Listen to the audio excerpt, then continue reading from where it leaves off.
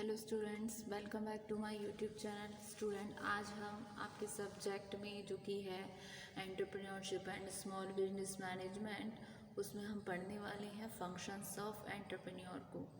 तो प्रीवियस वाले वीडियो में स्टूडेंट हमने डिस्कस किया था एक क्लासिफिकेशन ऑफ एंटरप्रेन्योर के कितने काइंड्स के होते हैं आपके एंटरप्रेन्योर। उसके अलावा हमने एक स्टेटमेंट डिस्कस किया था कि entrepreneurs are born not made, यानी कि एंटरप्रेन्योर्स जो होते हैं वो जन्म से ही एंटरप्रेन्योरशिप स्किल्स के साथ होते हैं, वो बनाए नहीं जाते। इस स्टेटमेंट को हमने डिस्कस किया था, ठीक है। तो आज के वीडियो में हम स्टूडेंट डिस्कस करेंगे फंक्शंस क्या क्या होते हैं एंटरप्रेन्योर के, ठीक है। तो कोई भी सक्सेसफुल एंटरप्रेन्योर होने के लिए एक हाई कैपेसिटी होनी बहुत ज़रूरी है कि किस तरीके से रिस्क को कैलकुलेट किया जाए और रिस्क में मतलब एक फेथ रखा जाए अपने कैपेबिलिटीज़ में, ठीक है। तो रिस्क है तो अभी ही गेन है, यानी कि नो रिस्क नो गेन, और मोर रिस्क मोर गेन, या फिर बिना रिस्क के कोई भी चीज़ पॉसिबल नहीं है, ठीक है। तो एंटरप्रेन्योर कौन होता है? रिस्क बियरर होता है। ये वो पर्सन होता है जिसमें कैपेबिलिटी होती है कि वो रिस्क ले सके और अपने स्किल्स को इस तरीके से यूटिलाइज़ करे, इस तरीके से यूज़ करे कि एक ऐसा प्रोडक्ट, एक ऐसी इनोवेशन लेकर आए जो एकदम समथिंग न्यू हो इन मार्केट में, जिसको पहले किसी ने यूज़ ना किया हो, ठीक है। मतलब कुछ नया हो, या किसी ने यूज़ भी किया हो तो उसमें कुछ ऐसी चीज़ें एडप्ट करें जो उनके लिए एक अच्छी चीज़ साबित हो, यानी कि जिससे वो ना सिर्फ मार्केट में अपनी पहचान बना पाए बल्कि लोग उसको उसके प्रोडक्ट की वजह से जानने लगे। जैसे कि एक बहुत ही फेमस एंटरप्रेन्योर है पूरे वर्ल्ड के, मार्क जुकरबर्ग, ठीक है। उससे कुछ टाइम पहले लगभग फेसबुक के आने से पहले लोगों ने सोचा भी नहीं होगा कि एक मीडियम हो सकता है, एक सोशल मीडिया प्लेटफॉर्म भी एक हो सकता है जिसके थ्रू हम दूर दराज में बैठे अपने दोस्तों से, अपने रिलेटिव से उनका हाल चाल ले सकें, उनको देख सकें वीडियो कॉल पे, या उनसे बात कर सकें, या उनसे चैट कर सकें। तो मार्क जुकरबर्ग हैं एक बहुत ही फेमस एंटरप्रेन्योर जिसने इस चीज़ के बारे में सोचा, यानी कि बस कुछ नया लेकर आए। उन्होंने कुछ नया सोचा और फिर उन्होंने अपनी फेसबुक को स्टार्ट किया, ठीक है।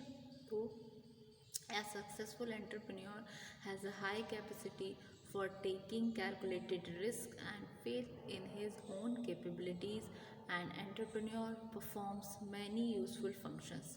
जो एंटरप्रेन्योर हैं आपके, वो परफॉर्म करते हैं बहुत से useful function.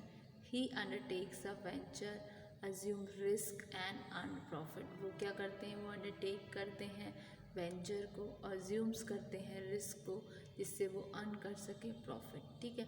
He is the man having a strong motivation to achieve success. वो क्या है? ये वो व्यक्ति होते हैं, वो मैन होते हैं जिनका एक स्ट्रॉन्ग मोटिवेशन होता है कि जिससे वो अचीव कर सके सक्सेस को। He is self confident in his entrepreneur abilities. वो क्या होते हैं?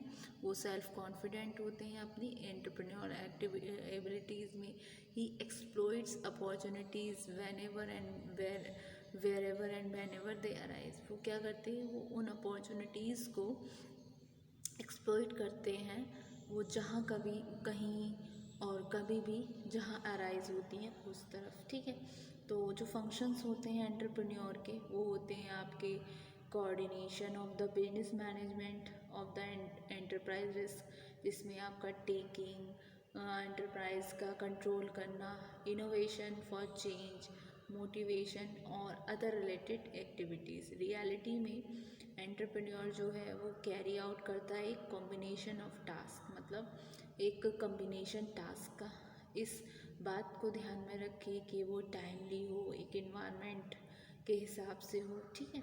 तो ये कुछ एंटरप्रेन्योर के फंक्शंस हैं, जिसमें सबसे पहला फंक्शंस आता है कि कैसे एंटरप्रेन्योर को फंड रेज करना है, क्या कहाँ से वो पैसा लाएगा, क्या उसके सोर्सेस होंगे फंड के। तो ये सारा डिसीज़न ये सारा फंक्शन एंटरप्रेन्योर का होता है। ये सारे जो फंक्शन हैं वो एंटरप्रेन्योर फंक्शंस में आते हैं जो एंटरप्रेन्योर करता है। ठीक है, फिर दूसरा उसका कि किस तरीके से प्रोजेक्ट का डिसाइड, ठीक, कैसे वो प्रोजेक्ट डिसाइड करेगा, क्या है, क्या अजम्पशन ऑफ रिस्क होने वाला है, बिजनेस रिलेटेड जो भी डिसीजंस हैं वो इस बिहाफ पर लिए जाते हैं। ठीक है, तो ये चीज़ें, तो बिजनेस डिसीजन में क्या है, एंटरप्रेन्योर को डिसाइड करना पड़ेगा पहले तो कि किस टाइप का उसका बिजनेस होगा, मतलब किस तरीके का उसका नेचर और टाइप होगा गुड्स का जिसको वो प्रोड्यूस करेगा, जो कहीं ना कहीं इफ़ेक्ट करेंगे उसके सुटेबल चेंजेस को in the size of business, उसके लोकेशन की, टेक्निक्स को, प्रोडक्शन की और एवरीथिंग जिसकी नीड होती है for the development of this business. ठीक है, फिर रिस्क टेकिंग, तो अजम्पशन ऑफ रिस्क एक तरीके से बिजनेस जो है उसमें इन्वॉल्व होता है रिस्क, क्योंकि पॉसिबिलिटी होती है चेंजेस की in the task of consumer techniques of production और न्यू इन्वेंशन। तो इस तरीके के रिस्क जो होते हैं आर नॉट इंश्योरेबल, तो रिस्क टेकिंग एबिलिटी। फिर आती है student innovation, function of innovation, जो कि बहुत ही इम्पॉर्टेंट फंक्शन है एंटरप्रेन्योर का, वो है उसका इनोवेशन। इनोवेशन क्या है, उसने आइडिया को कंसीव किया इम्प्रूवमेंट के लिए, जो भी क्वालिटी ऑफ प्रोडक्शन लाइन है वो कंसीडर करता है इकोनॉमिक वायबिलिटी को, टेक्नोलॉजिकल फीजिबिलिटी को, जिससे कि वो इम्प्रूव कर सके अपनी क्वालिटी को। ठीक, जो इंट्रोडक्शन होता है डिफरेंट काइंड के इलेक्ट्रॉनिक गैजेट, ठीक है, वो एक तरीके से एग्जाम्पल है इनोवेशन ऑफ न्यू प्रोडक्ट। देखते हैं आप जो भी आपके इलेक्ट्रॉनिक गैजेट्स हैं, जैसे कि मोबाइल फ़ोन को हम ले लेते हैं, आप देखते हैं कोई भी कंपनी है जैसे कि शाओमी देख लीजिए, और आपकी उसके कंपटीशन में सैमसंग है।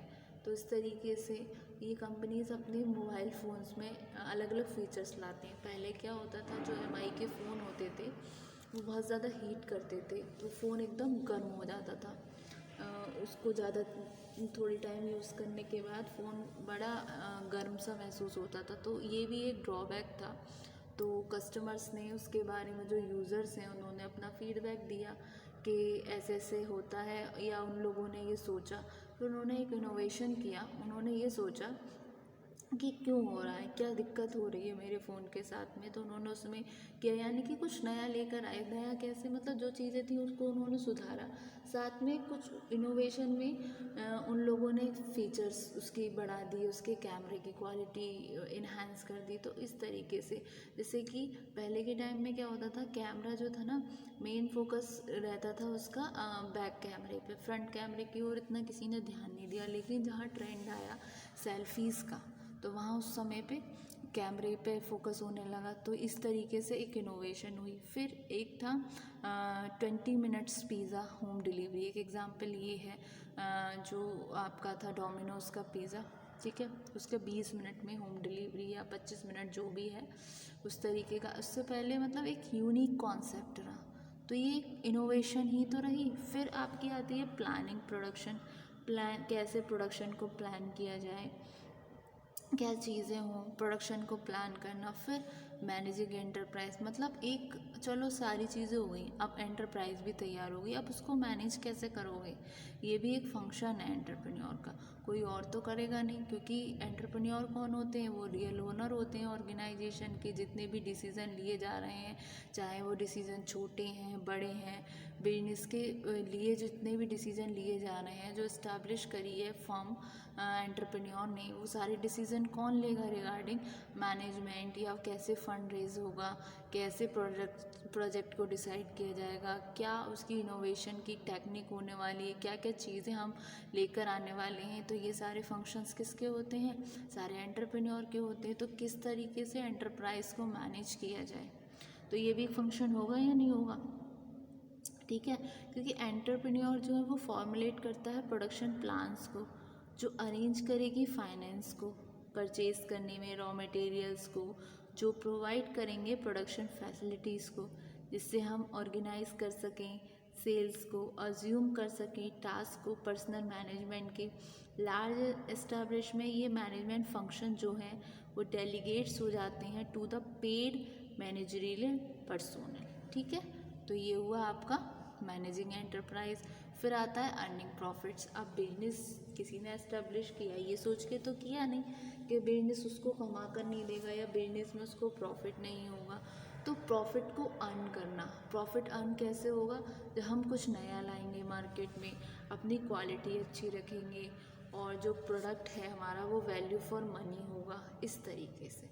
ठीक है, तो इससे क्या है, प्रॉफिट अर्न करेगी ऑर्गेनाइजेशन। ऑर्गेनाइजेशन का मतलब कि जो आपका एंटरप्रेन्योर है, क्योंकि रियल ओनर कौन है, और किसी भी जो ऑर्गेनाइजेशन इस्टेब्लिश कर रहा है वही तो रियल ओनर हुआ। तो इस तरीके से इन शॉर्ट अर्निंग प्रॉफिट, ये भी एक फंक्शंस है आपके एंटरप्रेन्योर का, one of the important function. ठीक है, तो ये हुआ आपका functions of entrepreneur.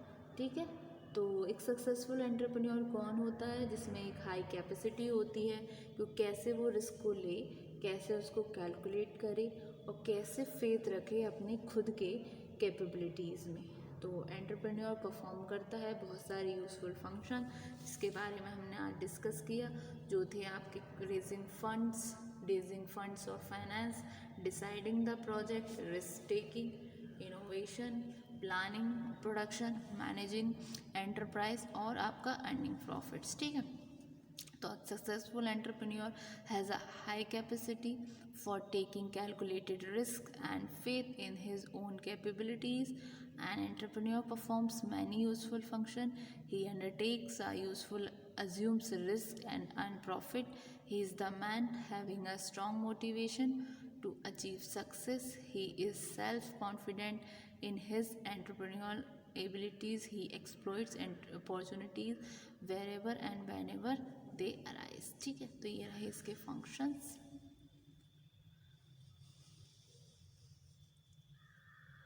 Thank you so much, students.